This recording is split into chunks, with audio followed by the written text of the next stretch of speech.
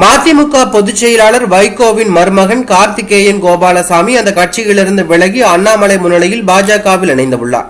தமிழகத்தில் நாடாளுமன்ற தேர்தல் ஏப்ரல் 19ஆம் தேதி ஒரே கட்டமாக நடைபெறவுள்ளது. திமுக, அதிமுக, பாஜக, நாம் தமிழர் கட்சிகளுக்கு இடையே 4 முனை போட்டி நிலவுவதால் தமிழக அரசியல் களம் விறுவிறுப்பை ஏற்படுத்தியுள்ளது. கடந்த முறை அதிமுகவுடன் கூட்டணி அமைத்து போட்டியிட்ட பாஜக இந்த முறை பாஜக தலைமையில் புதிய கூட்டணி அமைத்து நாடாளுமன்ற தேர்தலை எதிர்கொள்கிறது.